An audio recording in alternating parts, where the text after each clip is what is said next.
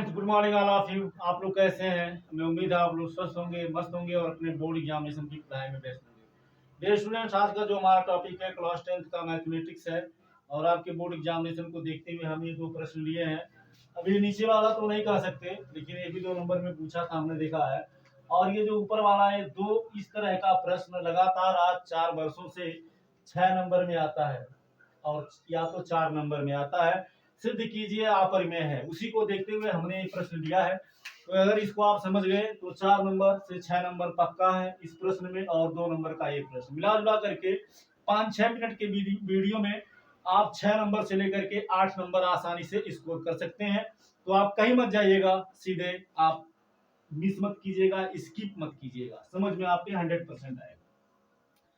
तो आप इसको ऐसे लिख दो, माना 2 + 3 करड़ी में 5 बराबर a/b।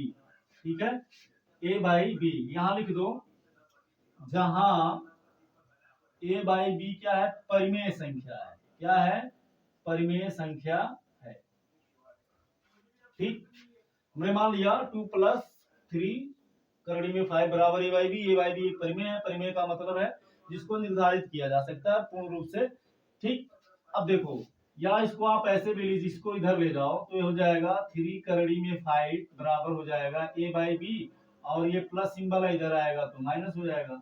या हो जाएगा 3√5 बराबर, इसका अपान 1 करके क्रॉस मल्टीप्लाई करके सॉल्व करो। 1 का गुणा a में होगा a, माइनस b का गुणा 2 में होगा 2b अपान b।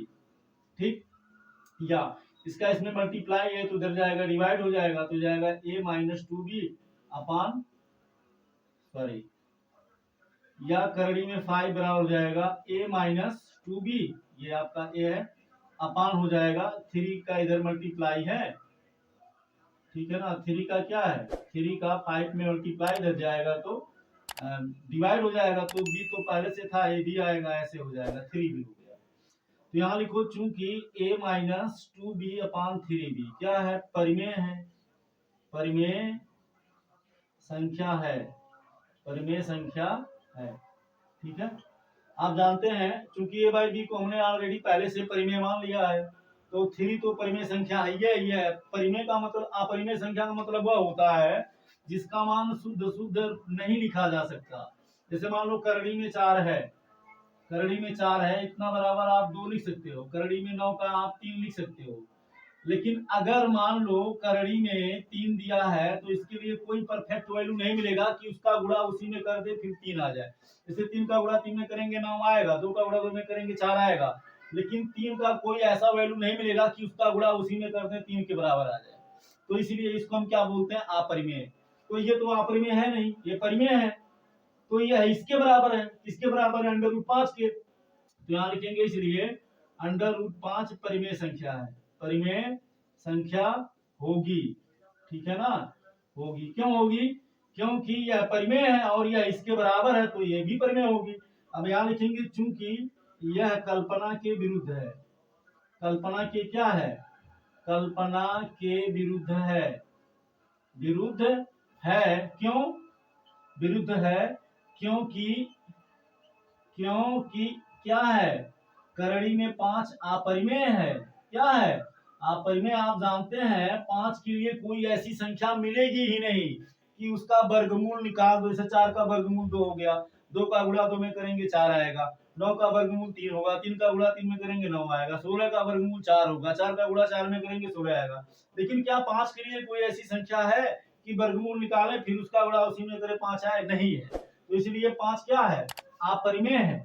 तो अब आप जानते हैं जब करड़ी में 5 अपरिमेय है तो परिमेय संख्याओं का, जैसे परिमेय संख्याओं का योगफल परिमेय होता है, गुणनफल परिमेय होता है, ठीक उसी तरह से अपरिमेय संख्याओं का योगफल या गुणनफल भी क्या होता है? अपरिमेय होता है। तो जब करड़ी 5 अपरिमेय है तो अब ये भी क्या होगा? अपरिमेय ही होगा। तो यहाँ लिख देंगे, इसलिए 2 + 3 करड़ी में 5 क्या है? अपरिमेय। क्या है? अपरिमेय है। इसमें लगाना कम, थोड़ा तर्क ज्यादा देना है और 6 नंबर आसानी से आ जाएगा। इस तरह के 2-3 प्रश्नों को आप लगाइए, समझिए, और अगर आपकी समझ में नहीं आया है कमेंट कीजिएगा, इस पे और वीडियो बना के हम अपलोड कर देंगे। फिलहाल ऐसे सारे प्रश्नों के वीडियो आपको प्ले लिस्ट में जाएंगे, क्लास 10th मैथमेटिक्स चैप्टर 1 आप डालेंगे तो सारे वीडियो एक्सरसाइज के जितने भी क्वेश्चन है, सारे क्वेश्चन का मैं वीडियो अपलोड कर चुका हूँ। आप प्ले लिस्ट में जाएंगे, वहां आपको मिल जाएगा, आप आसानी से, और वहां से भी नहीं समझ में आया कमेंट करिए और वीडियो हम बना देंगे।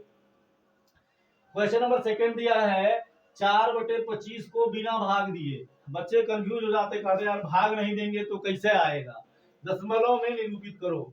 तो भाग नहीं देना है। अब आप जानते हो अगर इसको हम 10 के गुणक के रूप में कर दें तो आसानी से इसको हम क्या कर सकते हैं, लगा सकते हैं।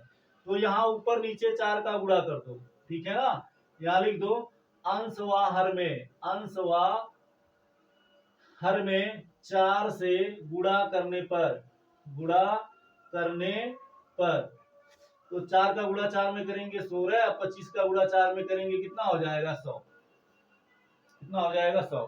अब देखो 16 में आप जब 100 का भाग दोगे तो देखो यहाँ कितना अंक है, 3 अंक है, 1 2 3, यहाँ कितना अंक है, 1 अंक 2 अंक, ठीक है ना। इसका मतलब ये हुआ कि 1 अंक कम पड़ रहा है तो 0 लगाएंगे, दशमलव लगा देंगे, फिर 1 6 लिख देंगे। क्योंकि इस 1 दशमलव से 1 0 बढ़ जाएगा, और जब 1 0 बढ़ जाएगा तो 3 अंक ये भी हो जाएगा, और 100 का भाग देंगे आसानी से, 100 का भाग 1 में दे देंगे, 100 करने 100, फिर 6 आएगा, फिर दशमलव लगा 0 बढ़ेगा, 600 तो ये हो गया 0.16, ये क्या हो गया आपका आंसर। तो आप इसको 1 से 2 बार देख लीजिए और इसके बाद में इस तरह के प्रश्नों को लगाइए।